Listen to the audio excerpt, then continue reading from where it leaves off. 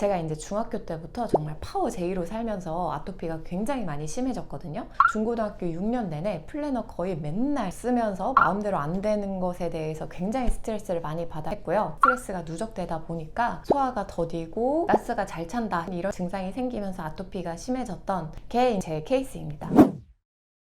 안녕하세요. 아토피를 이겨낸 한의사 청한의원 대표원장 이문교입니다. 지난 영상에서 MBTI 유형별로 아토피 습진 치료 방법이 달라질 수 있다. 그 중에서도 E와 I에 따라서 치료 방향이 어떤 식으로 달라지는지 말씀드렸습니다. 오늘 제 영상을 처음 보는 분들은 지난 영상을 참고하시면 좋을 것 같고요. 제 스스로 이제 10년간의 이 지긋지긋했던 아토피, 습진, 비염 이걸 이겨낸 비결이자 아토피나 습진 환자분들을 치료할 때도 핵심이었던 부분이 어떤 생활 패턴과 행동 패턴이 누적되는 와중에 면역력이 떨어졌는지였기 때문에 요즘 다들 많이 알고 계시는 MBTI에 빗대어서 제가 설명드리고 있는 거거든요. 오늘은 지난 시간에 이어서 MBTI 중에서 맨 끝에, 그러니까 P냐 아니면 J냐에 따라서 치료 방향이 어떻게 달라지는지 한번 말씀을 드려보고자 합니다. 특히나 제 경험담을 좀 더 공유하면서 이해하기 쉽게 말씀드리려고 해보겠습니다.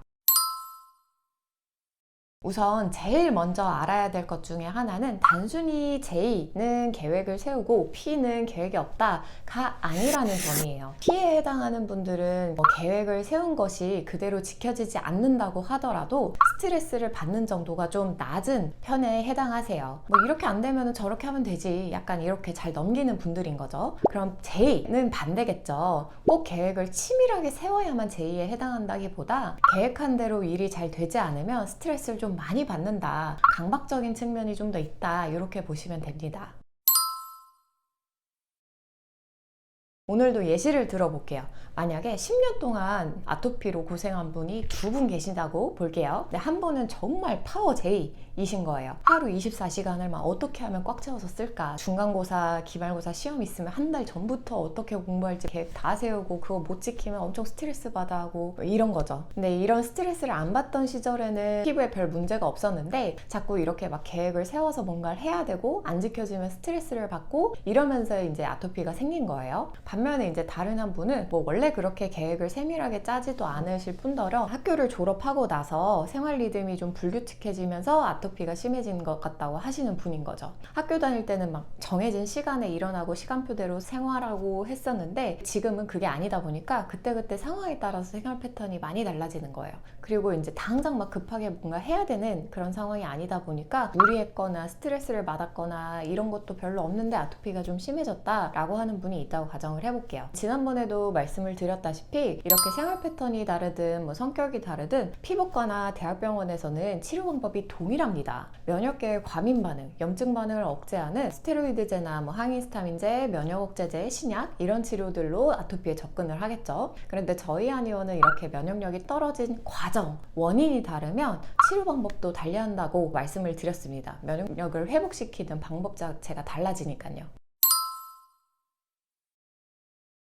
그럼 먼저 앞에 케이스부터 말씀을 드리자면 이런 분들은 몸의 긴장이 좀 풀리도록 만들어 드리는 게 치료에 상당히 도움이 될 때가 많습니다. 우리가 나무가 아무리 곧고 단단하고 해도 바람이 불었을 때 적당히 흔들릴 줄도 알아야 부러지지 않잖아요. 그런데 성격 자체가 달라지진 않겠지만 이렇게 계획한 대로 일이 잘 되지 않아서 스트레스를 너무 많이 받을 때, 그럼 그 스트레스 받는 그 순간은 아니라고 하더라도 자꾸 이런 스트레스가 누적되면 소화가 안 되든 배탈이 나든 아니면 변비가 심해지든 하는 분들이 상당히 많거든요. 그래서 이 J에 해당하는 분들은 몸의 긴장을 줄이면서 균형이 틀어진 부분, 그게 소화가 안 되는 거든 변비든 설사든 그 부분을 같이 해결해 드리면 면역력이 회복되는 경우가 많습니다. 사실 예시로 들어드린 내용이 바로 제 얘기예요. 제가 이제 중학교 때부터 정말 파워 J로 살면서 아토피가 굉장히 많이 심해졌거든요. 중고등학교 6년 내내 플래너 거의 맨날 쓰면서 마음대로 안 되는 것에 대해서 굉장히 스트레스를 많이 받았고요. J에 해당하는 분들이 다소 강박적인 모습이 좀 있거든요. 그래서 노트 정리하다가 막 단어 잘못 쓰고 하면은 그 페이지 막 처음부터 다시 찢어서 쓰고 그러기도 했어요. 이런 식으로 막 중학교에 올라오면서 스트레스가 누적되다 보니까 소화가 더디고 가스가 잘 찬다 싶은 이런 증상이 생기면서 아토피가 심해졌던 게 제 케이스입니다. 그래서 저도 이제 긴장을 좀 풀어주면서 소화가 잘 되는 방향으로 치료하면서 이제 피부가 많이 좋아진 편이었고요. 반대로 이 뒤에 P에 해당하는 케이스라면 몸의 긴장을 줄이는 게 도움이 될까요? 물론 남들 앞에서 뭐 발표를 하거나 시험 볼 때 아예 긴장을 안 하는 건 아니실 거예요. 하지만 앞선 분들처럼 항상 막 계획한 대로 안 되는 거를 스트레스 받아 하는 분들은 아니다 보니까 이 J에 해당하는 치료가 진행되면 오히려 몸이 굉장히 늘어지는 느낌이 들면서 면역력이 더 떨어지고 아토피가 더 악화될 수 있습니다. 나무로 치면 이미 나는 강아지 풀이나 갈대처럼 바람 불 때 잘 흔들리고 부러지지 않는 그런 상태인데 오히려 힘을 더 풀어버리니까 아예 힘없이 누워버리는 상태가 된다는 거죠. 제가 이런 분들한테 처방되는 한약을 시범 삼아서 먹어본 적도 있었는데 저한테는 오히려 신물이 막 더 올라오고 소화가 안 된다든지 아니면 안 하던 설사를 한다든지 하면서 피부로도 뭔가 좀 안 좋아지는 느낌이 들더라고요. 마찬가지로 이때도 주의해야 될 점은 만약에 기존에 검사를 했을 때 피에 해당했다 하는 분이라고 하더라도 내가 애초에 계획을 세우면 안 지켜졌을 때 너무 스트레스를 받아서 안 세우는 거지, 이런 게 내 맘대로 계획대로 안 됐을 때 스트레스 받는 게 너무 심하다라고 한다면 긴장이 풀리는 방향으로 치료하는 게 훨씬 낫습니다. 지난번에도 말씀드린 것처럼 성격 유형 이 자체가 중요하다기보다 생활 패턴이나 스트레스 상황, 어떤 상황 속에서 면역력이 떨어졌느냐, 이 부분이 핵심이기 때문입니다.